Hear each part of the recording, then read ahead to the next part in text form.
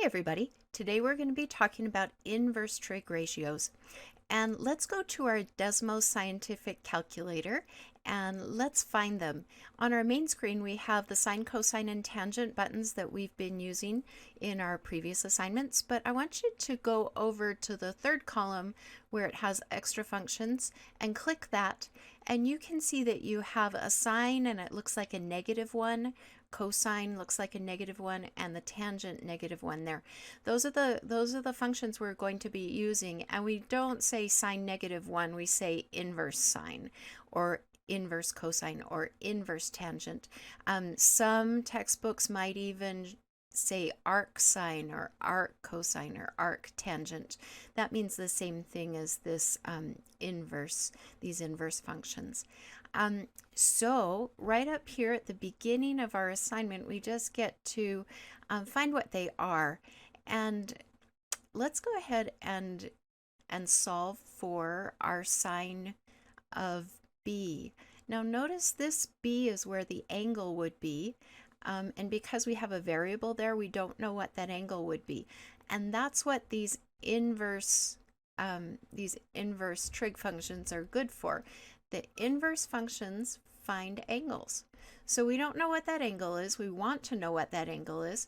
The opposite of sine is its inverse sine. So I'm going to draw a sine -1 up here above it. Hard with this little tool. But sine -1, and if I do something to the left side of the equation, I need to do it to the right side. So above here, I'm going to just be writing sine -1.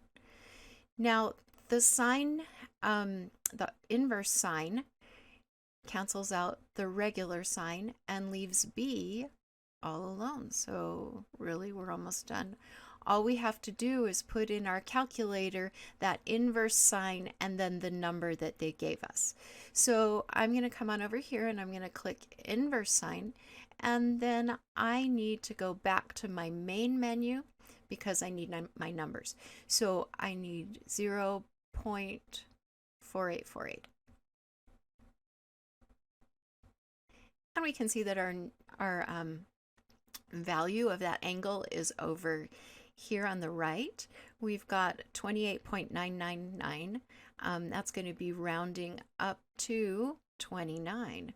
It says to round to the nearest degree, so yeah, it's going to be 29. Now just to show that we have rounded, put 29.0, and that one's done. Okay, let's try another one. Number 3, cosine of A. Notice that we have our A angle missing. We don't know what that value is. To find it, we're going to use our inverse cosine. So draw cosine -1 over here, and on the right hand side too. So cosine -1. Sorry, that's hard to read. But the inverse cosine cancels out the regular cosine and it leaves that angle A all alone. And to solve for that, we're going to use our calculator. We need to go over, clear everything, and then go over to the extra functions, go to the inverse cosine, and then back to the main menu so we can put in 0.7431. And that'll be 42 and some odd degrees. So 42.0. And really these are degrees, so we can use the little degree sign. I should have done that at the beginning with number 1, but now it's better. Let's go look at number 5. Number 5 has cosine of A. Again, just like number 3, we want to solve for the variable, the angle. We need to know how much that is, so use the inverse cosine to make that go away.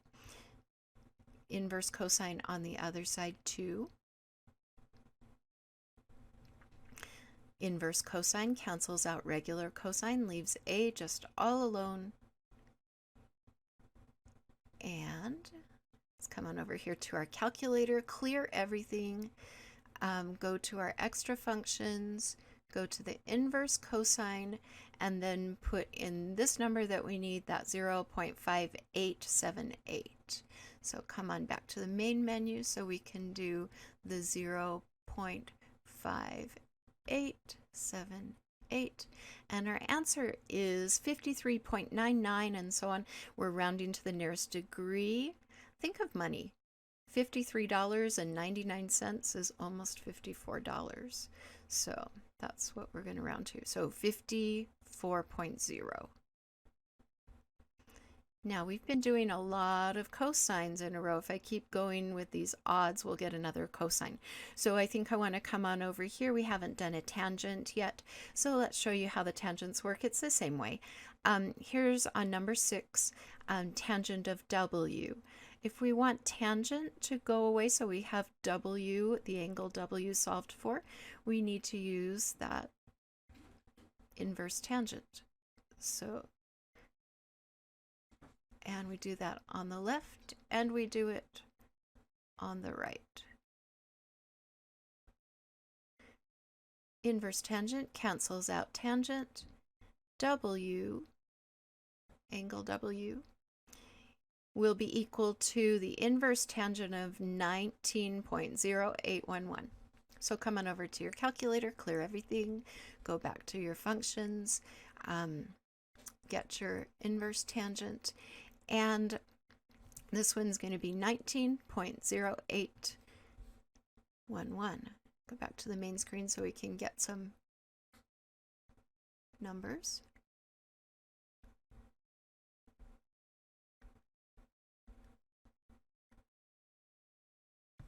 Okay, and this is 86.99. Again, that's closer to 87. So this will be 87.0 degrees. Now, forgot to put the degree sign over on number 5, so I'll go do that. All right, so in the beginning section, these are all done for you now. You can do 7 and 2, 4, and 8 independently. But now let's come down and look at number 9. Really, you're not doing anything different. They've just drawn out the calculator for the triangle for you. But you need to be able to go back to what we learned last week. Label your sides, your H's, and then your A's and your O's. And also remember SOHCAHTOA. So it's a good idea to write that up here. So maybe we'll write it like this. S equals O over H. C equals A over H. And tangent equals O over A. And we do that just so that we will keep straight what our ratios really are when we set things up. We begin by setting things up exactly like we did last week. We remember that the right angle always points to the hypotenuse, so there's our H. Our angle, we don't really need to arc it because they drew in the arc, but we remember that the angle's always sandwiched between the hypotenuse and the adjacent side. So this is where the A goes. And then the farthest side away is O. So now that's labeled. We know that we don't really need H because there's no number or anything there. We can't use it, so we can ignore it. But we know that we need to use O and A, the opposite and the adjacent side. If we go back to SOHCAHTOA, sine has O's and H's, cosine has A's and H's, but the tangent has O's and A's. So we are going to set it up just like you were used to doing, except we'll use a variable for the angle. So tangent of, and they just had a question mark, so let's use x.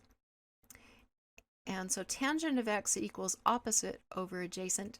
That's the 27 over the 38. So 27 over 38.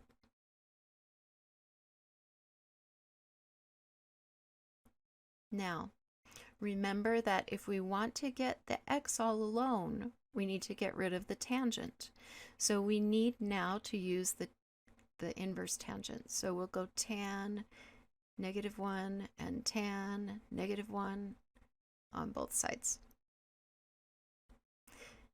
The inverse tangent cancels out the tangent, leaving that x angle all alone. And now this is what we put in our calculator. Inverse tangent 27 divided by 38. Really, it's just like you did over here, but instead of a decimal, like you had in the first section, you now have a fraction. It's going to work out the same way. You'll put in tangent of -1, 27 divided by 38. So clearing everything, go back to our functions. There's the inverse tangent, and we're going to go get some numbers, going back to the main menu. 27 divided by 38. And that will calculate your angle for you. Again, the directions are to round to the nearest degree. So if you think 35.3, that's really closer to 35, not 36. So this one is going to be rounded to 35.0. And don't forget the degree sign. And that one's done. Okay, let's try another one. Let's do 11. So starting out the same way, remember that your right angle always points to the hypotenuse. The angle is always sandwiched between the adjacent side, and the farthest away side is the O. If we look and see what we don't need hypotenuse. O's and A's, just like number 9, are given and used by tangent. So we're going to go the tangent of x again equals the opposite number over the adjacent number, so 14 over 29.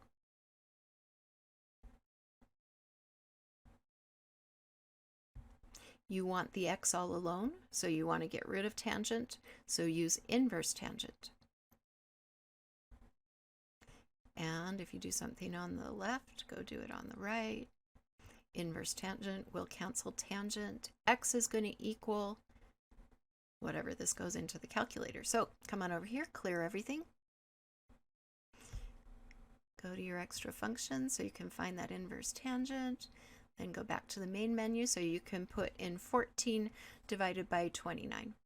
So 14 and divided by 29. And if we're rounding to the nearest degree, that 25.77 will be enough to make that 25 go up to 26. Remember, the rule is 5 or bigger gets to round up. So that's really 26.0.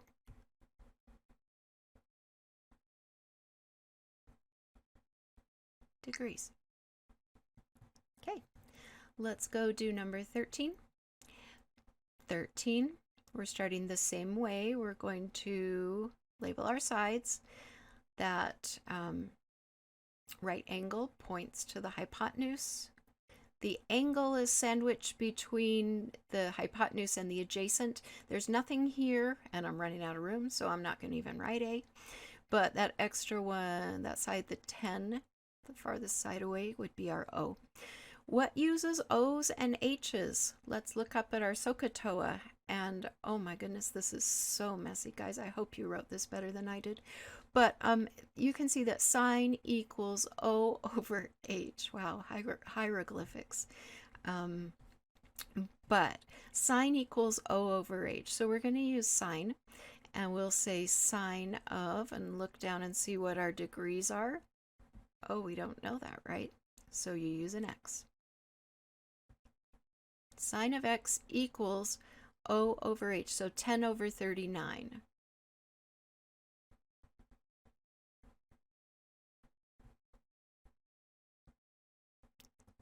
Again, you can get rid of that sign by using the inverse sign. Anything you do on the left, you do on the right.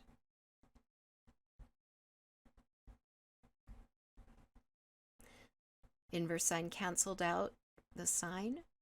And now this sine inverse sine times 10 divided by 39 is what we'll throw in the calculator. So clear everything. Again, go to your extra functions, get the inverse sine, and put in 10 divided by 39. Main menu has the numbers.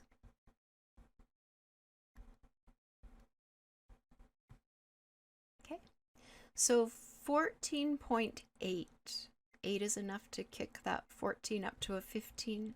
So that will round to 15.0 degrees. Okay.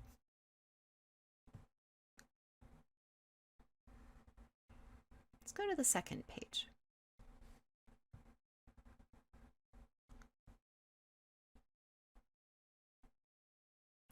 All right, let's look at number 15. Number 15 begins turning the triangles different ways, and now it's really important that you label your sides properly. So I'm going to remember that my right angle always points to the hypotenuse, even though it's turned. That hypotenuse is on the bottom, but we can find it because the right angle points to it. The angle is always sandwiched between, see if it starts here and ends there, it's always sandwiched between H's and A's. And the farthest side away is the O. We don't really need the A because there's nothing there, but we do need O's and H's. And the way I've scrolled up, we don't have our SOHCAHTOA.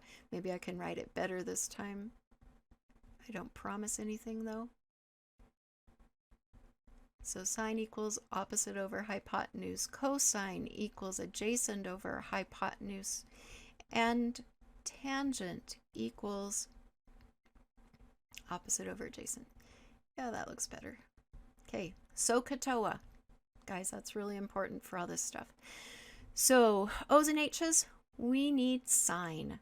So you're going to write sine of, you don't know your angle, so that's H. But you do have two values. The O over the H makes 12 over 24.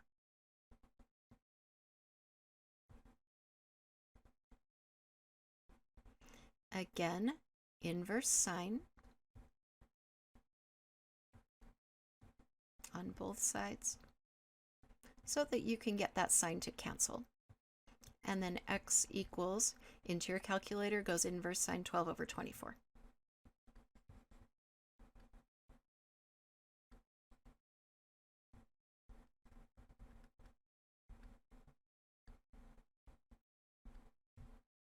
Okay, that one you don't have to round. Look, that one's already rounded naturally. It's an even whole number degree. So 30 degrees is the answer there.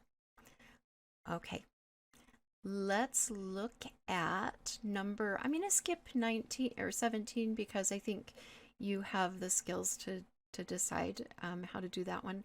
But let's look at 19. They have thrown in all three sides for you, and the only thing that they're missing is the angle. This opens up choices for you, and sometimes when you get choices, it gets more complicated. But realize that if you just refer up to here to SOHCAHTOA and choose which one you want to use, you'll be fine as long as you set it up according to SOHCAHTOA and you've labeled your sides right. So, like always, we know that our right angle points to the hypotenuse. The angle that is given that we need to find is sandwiched between H's and A's. And then the farthest away side from that angle is the opposite. So we have everything, so we can choose what we want to use. Maybe you like sine better. Sine is always maybe the first thing in my mind, so that would be a natural thing to choose. But you could choose cosine or you could choose tangent. You just have to set it up in that way. Let's choose sine right now. So I'm going to only use the O and the H side lengths. So I'm going to say the sine of my angle I need to find, my x, is O over h. So it's 14 over 50. So 14 over 50, those O and H sides. Just like before, if you want to get an angle alone and get rid of that sign, use the inverse sign. So into your calculator, you can put inverse sine times 14 over 50. Go to the extra functions, grab your inverse sine, go back to your numbers, 14 divided by 50.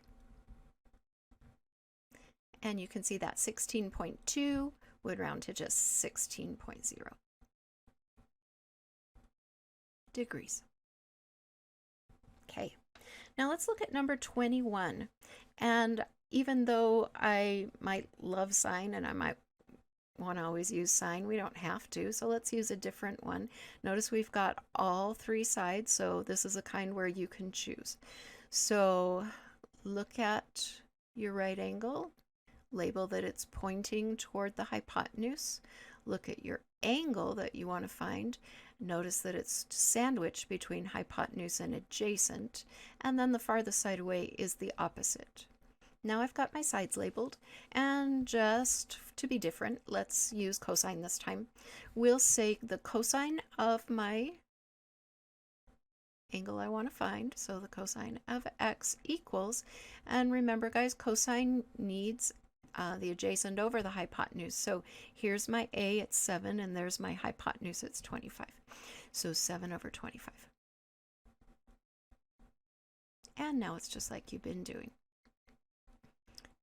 Get rid of that cosine by using the cosine of -1 and do that on both sides. So x is going to equal, as we go in our calculator, the inverse cosine of 7 over 25, or 7 divided by 25. Okay, the answer there is 73.7. So that's going to get to round up to 74.0 degrees. Okay, let's do one last one where we get to choose. Let's do number 23. We'll go label these sides. I'm going to scroll down a little bit just to be more comfortable.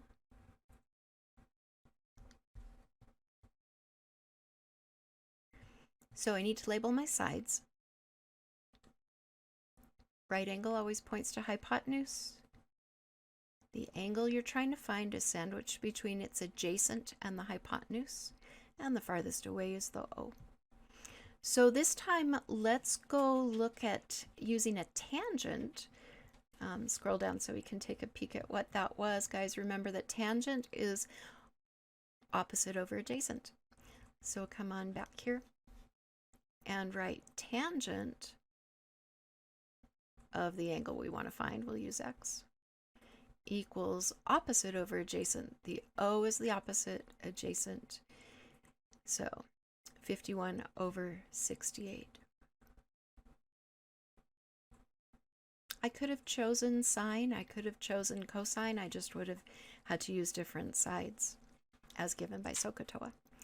So again, if you're finding an angle, use the inverse function. So inverse tangent on both sides. Inverse tangent cancels out tangent, and x is going to equal inverse tangent 51 divided by 68. So we're going to come on over here and put in inverse tangent, go back to the main, 51 divided by 68. Okay. So that one goes 36.8 degrees. We're rounding to 37 because the 8 can make it go up. So 37.0 degrees.